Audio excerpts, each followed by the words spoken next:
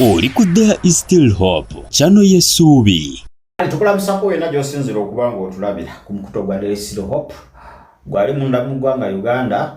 Tukwagala nnyo namwe abali mutala w'amayanja. Mukama tukwebaza mwoyo omutukuvu ajja atulungamye lunyika mu ndagaano y'omusaayi gwo mu Kristo Yesu omwana wa Katonda omulamu. Amen. Omanya Uganda bali mu keetalo beetala kulonda oyita olaba abantu bali mu nteekateeka ebyo nabivaamu nze sibimanyi kakati Bill Gates bifekeera naggagga bijodolo ye nyini Microsoft weya nyako je kali mu Uganda iyo laptop jola biyo software gwe tukozesa wa Bill Gates wowe nize simu zolaba ekitegeeza tuli kuje kwe tuli Bill Gates era simu eno obeyo joina wale tuesala wetuka negamba update the software entero kalaba wogana tujja kukola tebikola Bill Gates abasonsa kamu ebibye abateekamu laptop eyo gamba update wogana tekola abateekamu bibye gwe tomanyi kirimu gwe bagamba update gwakunyiga kushe kuka update ye nateekamu ebyo byayagala anti kati fena kuzima tugamba buy software fetugula mugule buy naye kati ezo gadgets ezimu zonna buli gadget yonna eri electronic eba ne software wa Bill Gates mateeka yenyiniyo mateeka kakati Bill Gates ono pulira yagambye enteekateeka ziwedde ez'okubanga smartphone zivaawo nga zivaawo basobole okuba nga ate baleeta kye bayise electronic tattoos oba amasimu agatakwatibwa mu ngalo tegali nga gano ge bagenda okuteeka mu mubiri gwo ge bagenda okuba nga bakola ki ng'ate baleeta kakati w'osoma okubikkulirwa bajja kwesomerayo bajja kwesomera kubigula 13 17 mpaka 18 pulira ayogera ku nsolo yajogerako nnyo agenda okuwaliriza abantu okukkiriza akabonero okitegedde nkitegeera kati Bible webeesemba egamba ayina amagezi ategeere enamba y'ensolo eyo wekiri calculate the number of the beast pulira kale wanja atugicalculating tusooke tugibalemu tulabe enamba eyo yeeriwa ku mikuto gyenjawulo abantu bajjayo ne peni baba balina tulina ogatta guno mwaka nokwata bwe kuti noyawula nogabiza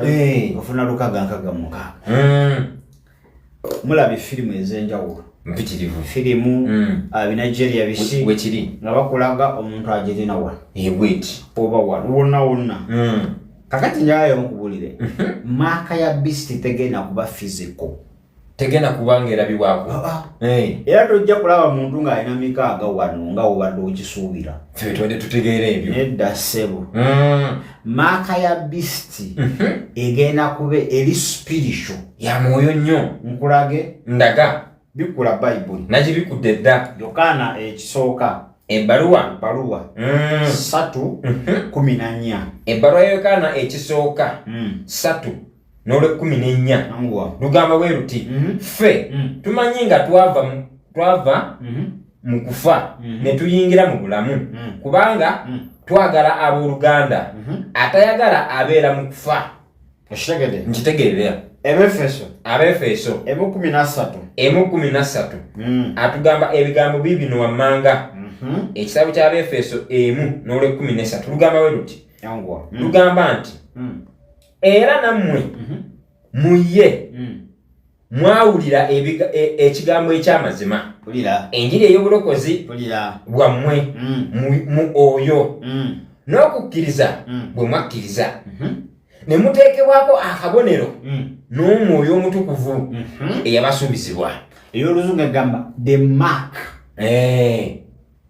tekabonero oba seal ey'omwoyo omutukuvu era wenyo mu Efeso 4 I think nyoba olwa 3 kakati katulabe yicha yagamba yagamba bwati so temuna kuwazanga mwoyo mutukuvu wa Katonda eyabateesaako akabonero okutuusa olunaku olw'okununulibwa.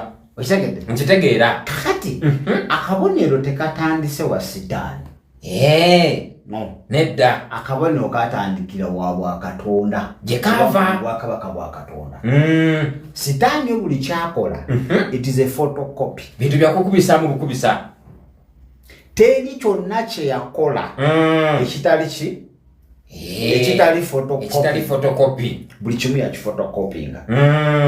Era wasomezeko eri oba Yesaya agamba nditeka entebe yange waggulu oyo asinga byonna ndyegulumiza. Yabina ebirowoozo nti ye ekigendererwa kye yali ayagala naye bakole ki? Bamusinze. Pulira. Kati olokoka Katonda kuteekako maaka oba akabonero. obadde omanyi nti waliyo ya Sitaani yokka ne mu Kristo olina maaka. Naye ya mwoyo muki? Ya mwoyo mutukuvu. Tosobola giraba n'amaaso. Ate erabika. Eri spiritual. Ya mwoyo nnyo. Bwe kasokkiriza Kristo pa nga maaka eruma. Ng'eruma nti yeewuuyo. Era buli w'otambulira baba bamanyi owuuyo ono waffe. Era ne Sitaani aba alaba nti wooli. Example jangu Uganda balese digital number plates. Kituufu nnyo. Kuba bana batandise ozikwatamu. Bazikuttemu. Naye maaka y'Obwakatonda tekwata. Ate bagikwatamu eyo. Kati digital number plates nti noba bagibbye. Pulira. GPRS eriko ekulaga movements. Nti yabaddeko wano. Kati Katonda naye is able to see all his children. Kuba bonna baliko akabonero. Kituufu nnyo ekyo. Kakati Sitaani nga tumanyi nti mukalaba nnyo. Master counterfeit. Mufuusa ddala. Nawe omanyi kye ngenda okukola? Nange kankoleyo maaka. Kanjiyeyo akange. Nange kanjiyeyo maaka. Ntetenkanye. Oba abaana ba Katonda baliko akabonero nange abange. Balina okukabeerako. Abaana ba Katonda abana bakafuna batya okkiriza na mutima gwo. Natula n'akamwako. Wekiri. Niwetwalira Kristo n'ofuna akabonero. Wekiri. Sitaani agamba akabonero ke. Pulira. Kampaka. Olina okafuna. By force. Lwaki ogaana okafuna? Revelation kyekugambye dukayo bagirire mangu. Ngirenga tulabika ebintu bino. Dukayo speed. 13. Ole 17 wemba ntandikira. Wagamba bati era omuntu yenna aleme okuyinza okugula newankubadde okutunda wabula oyo amaze okuteekebwako akabonero erinnya ly'ensolo oba omuwendo gw'erinnya lyayo. Kati sokudduka wali 16 waggulu tulabe. 16 neewaliriza bonna abato n'abakulu n'abagagga n'abaavu n'ab'eddembe n'abaddu okuweebwa enkovu mu mukono gwabwe ogwa ddyo oba ku bwenyi bwabwe. Kakati kizibu nti abantu bo bamanyi mbu maaka bagenda girabako. Wano. Bayibuli eyo eri hidden. Yakwekesebwa. Ebintu byayo biri secret. Bikweke nnyo. Ya mwoyo. Kati maaka ya Sitaani yampaka. N'awaliriza. Kifuba ddembe. Kuwaliriza. Kalade Sitaani target ye. Bali abaana abaliko maaka ba Katonda. Balabireko maaka ya Katonda. Ate agala kati kyusa. Abajekeeri. Abawe. Ye target. Yesu kyagamba nti mu biro eby'oluvannyuma kiba kiyinzika n'abalonde bagenda limbibwa. Kituufu nnyo ekyo. Kakati maaka eno pulira ey'Obwakatonda eri spiritual. Maaka ya Sitaani eri spiritual. Eri ya mwoyo. Ey'Obwakatonda eri free. Kituufu ya ddembe. Eno ya mpaka. Olina gifuna. Eya Katonda ogifuna okkiriza. Wekiri. Wejjira n'ekutebukibwako mwoyo mutukuvu. Kati eno inayita mu tekinologi. Ebintu bya bwongo kati. Awo tugenze mu bwongo olwo. Wetujjira wano ku electronic tattoos. Bino byonna makazo ga ba Elon Musk, ba Bill Gates byonna bye baleeta. Pulira. Idea ezo zonna they are implementing the mark of the beast. Bali mu kutuukiriza. Eno mark egenda kuyitira mu tekinologi. Tewali walala wegenda naye okugitegeera olina kuba spiritual. Bintu bya mwoyo nnyo. Naye egenda kuyitira mu science. Kyova olaba nti science bagezezzaako nnyo mukuza speed. Ati kakati kankubuuze ko nga tonaba kunnyongerayo. Bayibuli yogedde ku bwenyi. Kakati obwenyi ate kye ki? Batugambye obwenyi. Ate ka Bayibuli oyogera ku mazzi. Kati gwe tokitwala nga egamba gano g'okunywa. Bali mayikata bange nanefuna ka drinking water. Kugamba Yesu ge mazzi ag'obulamu. Kakati eno maaka egenda kuba controllinga mind. Bintu bya bwongo sitiiru. Egenda kubeera wa? Mu bwongo bwenyi wano mind. Watoto chitegedde. Bade sinawa kutegeera. Naye kufanya. Wewe Bayibuli egamba egenda kubeera wa? Wano mu bwenyi. Control center. Sisitimu. Wano. Mwesebo. Okitegedde? Njitegeera. Kati abasajja abatudde ne baleeta ebintu bingi. Kulira. Okubanga eno maaka implemented. Ngetekewa mu nkola. Si electronic tattoos oba phones zokka. Ebintu ebirala bingi. Oba nti amawanga agasinga kati. Ogende Rwanda. Kulira. Ogenda baneiba bonna n'awalala. Balina waliwo ekigenda mu maaso okwetola ensi yonna. Driving us from digital IDs, from analog to digital. Batujja kugundi eno batuza wali eri mpola. Kakati abagenza okuba nga bazza obujja renewing IDs abo balina kibionoculars kyotunulamu oti olina okuteekayo n'otunulamu yakusikaninga amaaso bagalabe bulungi nnyo. Bagalabe bulungi. Ate mu first exercise tekyakola. Ate kyaliwo ekyo. Tekyalimu. Ekyo ndeka kikomeza. Nze nakulese dda sikunyizeeko. Era nange tondeka. Genda renew your ID. Tasubwa. Nange nagenze. Nakulabye. Nagenze. Nakulabye. Renewal. So,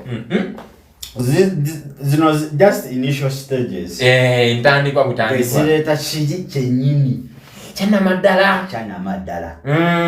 Ekiseera kigenda tuuka muganda naye bakubira essimu deri bagambe Deriki akawunti yo kuliko bilioni 5. Naye okuva n'essaawa zino tuzitaddeko envumbo jangu you update your account efuke digital. Wasi kyekyo saza tosobola kujjayo wadde 10 tosobola kuteekayo wadde 10 neba freezed bwetyo. Zonna sente ziri eyo. Kakati okkiriza okudda ku miwogo oba okkiriza okusula ebweru andodi akugobene nga sente ziri ku akawunti oba ogenda you update the account. Angenda n'enjigenda nezijjako siddamu. Ati kakati oba omaze okukkiriza oyingidde system nembasizeeyo nedda kasooka nti kaŋŋende olina okuba nga oba ne ID digital. Olina okuba ne ka digital ID. Tolaba nyeebwa eyo naawe. Enyeebwa yo ngirabe nnyo. Oba omaze oyingira ki? Enyeebwa yaabwe tageti. Ekitimba. Kakati zino electronic tattoos oba amasimu gano ge bagenda oleeta. Pulira. Zino smartphone bagenda zijjawo. Batya. Bajja zisala ku mitimbagano. Batukyagenda ku YouTube. Be bakontrolinga. Ono Elon Musk yennyini gundi Starlink. Nakalabe bakatadde ne ku gundi ku Apple kati. Bwekali. Bagenda kola ki? Kutemako. Kati obenga alina amapeesa ayagala ogenda ku internet. Oba mbasikwasaamu. Ojja kubeera ne smartphone eyo naye nga terina kyekugasa. Nti nengenda ku WhatsApp ndabe ku Oluganda. Bajja kugamba kati osobola ku mapesa n'ogigamba njaga kumanya ebiri ku TikTok. Ngate kati nonya. Era olina okunoonya essimu egenda ku ki? Egenda ku TikTok. Kakati na zino smartphone they will be disconnected. Bagenda kuzijjako. Bagenda zisalako. Bwe banaazisalako baleete ziri ezaabwe. Nga tezigenda kuba physical. Kutala na muno mugala batongoza digital simu card. Wadde okimanyi digital simu card nga obeera n'essimu bakukubira bakusindikako ssente nga togirina physically. Omanya bumanya namba. Tuba na kakaadi akali physical. Ebintu kase otegeera ennamba. Kakati nazino essimu ogenda kuba nayo nga toli nayo physical. Bajja kuteekamu akantu akakonectinga. Ke bayise katatu. Kabanga katatu oba kalinga kachipu. Jegede. Saa zino ogenda ku mutimbagano waliyo app ezisobola okupima blood pressure. Munange mbulaba n'amasaawa sebujigali. Bagamba kati downloading eno app oteeke wano oti ejja kukubuulira pressure eri ku ki kumeka. App esobola okupenetrating omubiri gwo n'esoma movement y'omusaayi. App Etebo kakati goza kizibu nnyo okufuna akantu ne bakazimbamu ze app akateeka mu mubiri gwo ne gakonectinga ku mbusi ku bwongo. Kyangunye ekyo kyangunye nkitegeera. Bajja kukuteekamu nga gundi waakuba olaba ndaba nti manyi zino ze bayita virtual reality headsets. Gano getuteeka mu matu. Inaku zino bitambula nnyo ku TikTok basanga oba ng'otudde awo ne bakuteekako bakukwambaza guti gubanga bionocholas. Gubanga guno ngutegedde. Ate munda omwo mubeera mu video games. Ebayinza okuteerako video games nga guvampire gukugoba. Obanga omuntu gujja okukuba. Kategedde. Olaba abantu nga baliwana ne bamukwata. Okimanya ebintu obanga olinga nabyo oba oyingidde mu eri egundiyo. Ati zezo manyi tunajja okwogera ku jewelry and art. Bigwawo. Nasuza ntujja kujja twogere ku jewelry and art. Bigwa mu art. Pulira nti bakozeseza nnyo ezo video reality headsets wekiri shatinga no capturing a mind. We bakikwambaza bati gwoba olaba it is downloading into your mind.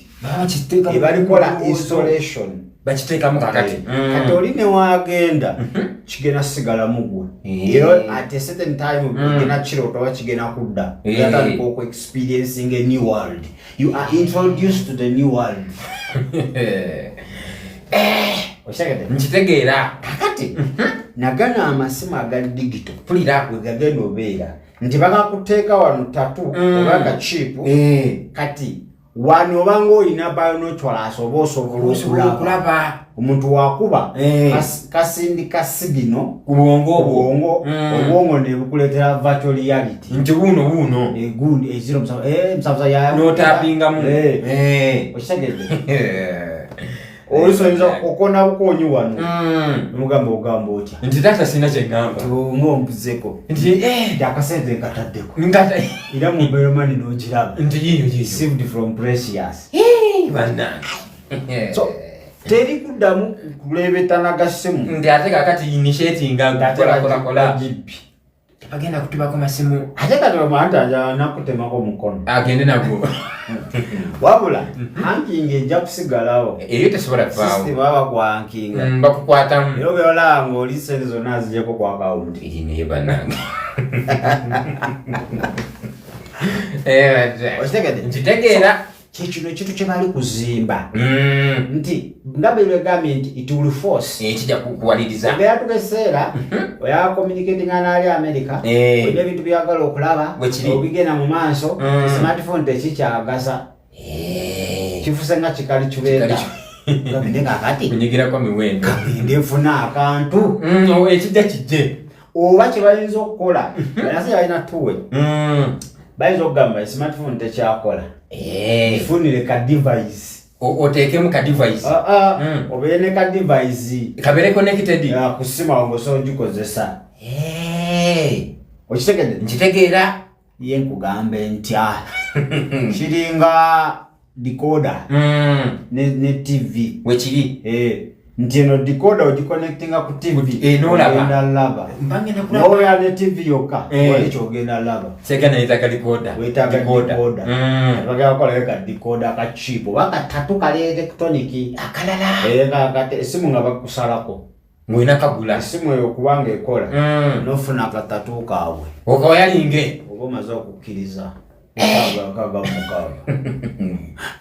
alimukwelaliikirira ne bannaye tukoze tutya tunamalako bano abasajja bo baalayira oweereza sitaani kituufu bo bali committed bali willing bagala oweereza sitaani n'obulamu bwabwe bwonna era sente zaabwe zonna project investing as to destroy mankind kusanyawo omuntu kubanga ye sitaani yetegekayo from day one destroying mankind so gega mawulire aga electronic tattoos oba okugwawo kwa smartphone kituufu nnyo kugenda okuba nga ate kulabisibwa mu bbanga ttono kuva kati simanyi babikikubyewo ekyo naye nze kugamba Yesu ye Mukama bino byonna abimanyi enkoza sitaani zonna azimanyi enkoza zonna azimanyi amanyi kigenda maaso so olina kuba nga weekwasa Kristo tambula naye kola kwagala kwe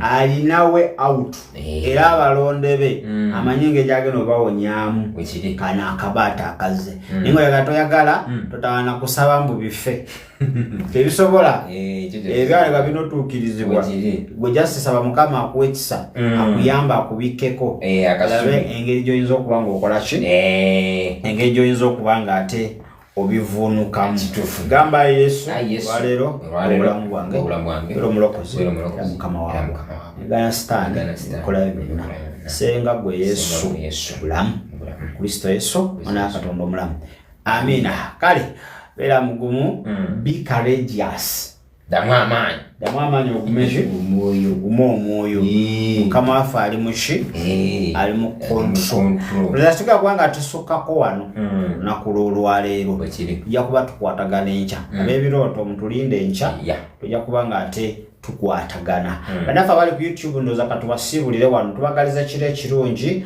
tusiikane olunaku olw'enkya mubeere bulungi ate era mweraba. Webale kulaba There is Still Hope. Okumanya ebisingawo tukubire ku 0752 34 14 47 oba ku 0761 08 83 15. Osobola n'otufuna ku email eyatishitv74@gmail.com. Eno ye There is Still Hope, channel y'essuubi.